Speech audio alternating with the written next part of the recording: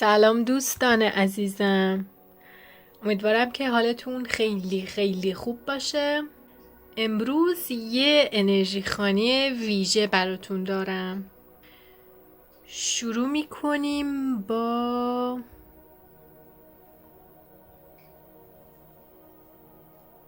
این دک جدید.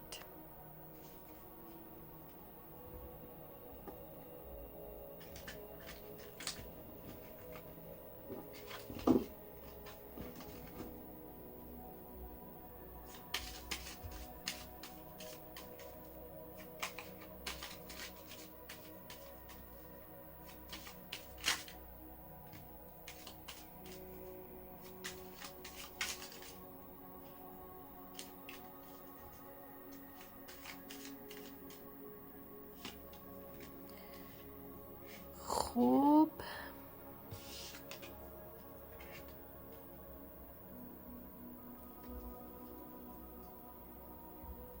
خیلی جالبه براتون. اکلیپس اومده. Celebrate cycles یعنی چرخه های ماه رو برای خودت جشن بگیری یا به نفع خودت برای جذب کردن خواستهات ازشون استفاده کن. و unleash, hold nothing back, expand into the universe یعنی عقب نشینی نکن و از خواستهات دست بر ندار، گیواب نکن و به سمت یونیورس، کل کهکشان وسعت پیدا کن. پشت دکم برات دستینی اومده، میگه که سرنوشت توی ستاره ها نوشته نشده، بلکه در وجود خودتو نوشته شده. بریم سراغ این دک.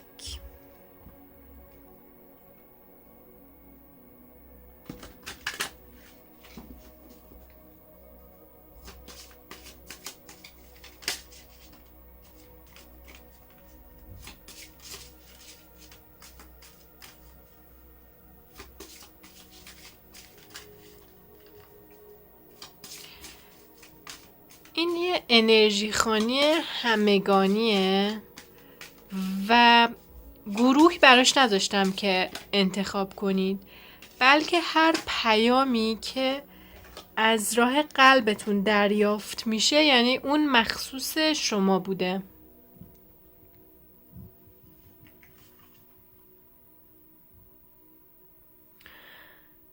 Trust the timing، به زمان اعتماد کن، به اینکه زندگی خودش یا کائنات خودش زمان مناسب برای تو رو میدونه، رویای تو رو، توانایی های تو رو، ارتعاش تو رو میدونه و میفهمه که تو چه زمانی با رویای خودت هم ارتعاش میشی و چه زمانی قادری که اونو کامل جذب کنی. ویت برات اومده، صبر کن تا زمان مناسبش، اما صبر کن، گیواب نکن. Lost Lands داره میگه که کارهای ضروری رو براش انجام دادی و پایه و اساسش رو درست کردی. شاید اصلا از ذهنی درست کردی، شاید توی ذهنت، شاید از طریق انرژیت درست کردی، اما حتی دارم میشنوم که شاید تو زندگی قبلیت یا تو پروسه‌ای از گذشته همین زندگیت یه بنایی، یه زیربنایی رو توی مغزت ساختی برای رسیدن به این آرزوت و شاید مثل بذر گیاهی که تو کاشتیش زیر خاک و الان فقط کافیه که صبر کنی تا فصل بهار مخصوص این بذر تو برسه.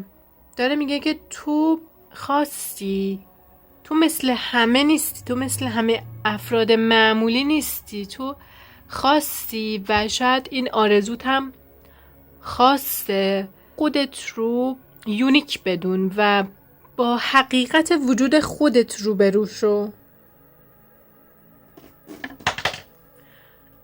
دارم میشنوم که همین یونیک بودن تو، همین خاص بودن توه که یه کیفیت هایی به تو داده که تو رو به خواستت برسونه.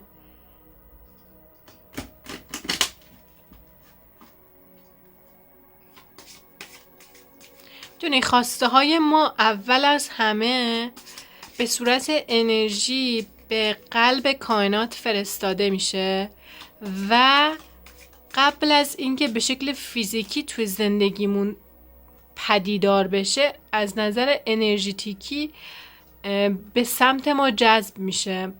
انرژی ما و ارتعاش ما اون خواسته رو جذب میکنه و با اون خواسته هم ارتعاش میشه و بعد از اینکه هم ارتعاش شدی و هم سو شدی اونو به صورت فیزیکی تو زندگیت خلق میکنی، جذب میکنی یا اون پدیدار میشه. داره میگه که انرژی تو و این خاص بودن تو باعث میشه که سریعتر اون خواستت رو از نظر انرژیتیکی جذب کنی.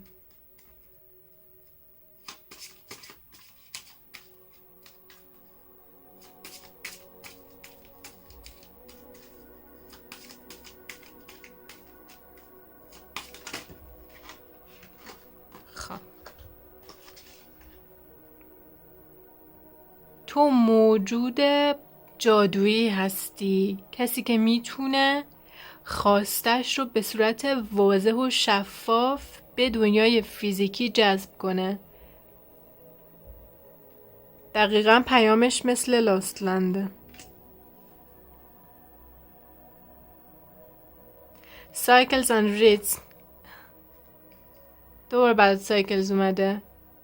چرخه‌های انرژی رو در اطراف بدنت و در داخل بدنت و همینطور احساساتت رو، نوسان احساساتت رو و نوسان انرژی تو عزیز بدون و محترم بشمار و بهشون توجه کن و دقت کن، چون احساسات ما هم قدرت جذب کردن دارن. کارت بعدی برات فرتیلیتی اومده، باروری اومده. داره میگه که زمان مناسبه برای اینکه پروژه جدید تو استارت کنی یا ایدت رو به سمت خلق شدن، به سمت به وجود اومدن هدایت کنی.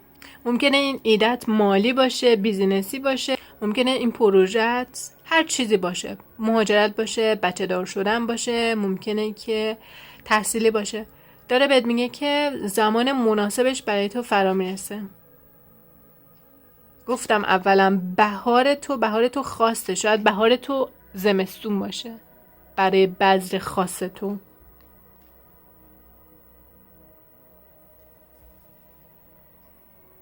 endings and beginnings. یه جورای پیام این کارت و این دوتا کارت که برای سایکلز اومده بود، یعنی چرخه های ماه اومده بود، مثل اینه که الان موقعیه که یه چرخه توی زندگی تو رو به پایانه و یه چرخه تازه‌ای برای تو داره آغاز میشه. این endings و beginnings شاید پیام مستقیمش برای خیلیاتون اینه که در آغاز ماه جدید موقعیت خیلی مناسبیه برای جذب خواستت یا برای شروع ایده‌ای که اینجا بهت گفته منتظر زمان مناسبش باش. برای خیلیاتون شاید شروع ماه جدید زمان مناسبشه، یا وقتی که نیومونه تو آینده نزدیکت، هر موقع که نیومون هست یعنی ماه نو، موقع مناسبه برای اینکه پروژه جدیدت رو یا ایده جدیدت رو آغاز کنیم. میخوام توی این ویدیو از یه روش جدید استفاده کنم. میخوام که با من همسو بشید و انرژی هاتون رو کاملا با من همسو کنید.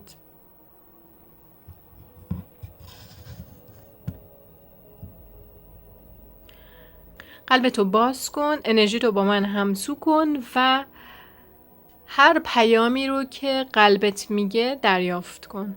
ممکنه عدد باشه، ممکنه حروف باشه. خب ما نفس عمیق میکشیم با هم. آماده دریافتیم.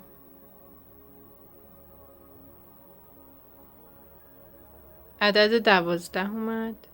من راست دست هستم ولی این چنلینگ رو دارم با دست چپم انجام میدم، برای همین شاید یه ذره صاف و صوف نباشه.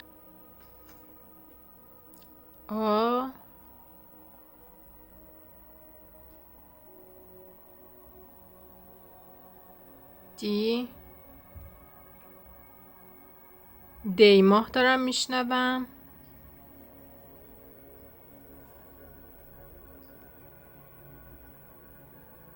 یک شنبه دارم میشنوم.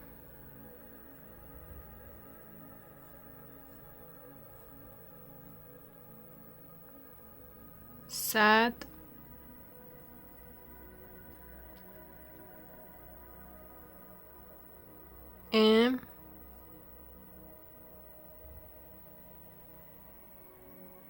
ماه نو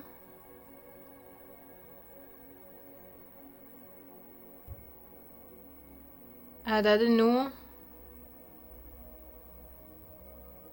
بهمن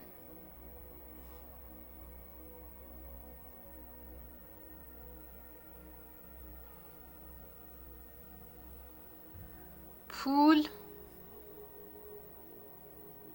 براتون پول در راهه.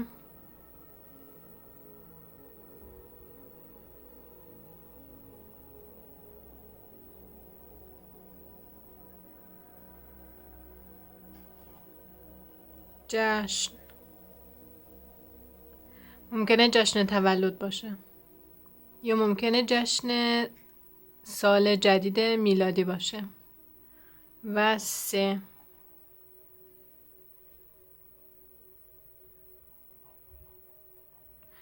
دارم میشنوم love yourself first، یعنی اول عاشق خودت باش.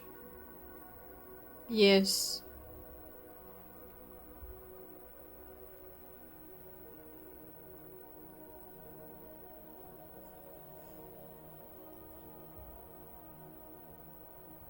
شاید خنده دار باشه ولی سیب میشنوم. عکس میشنوم.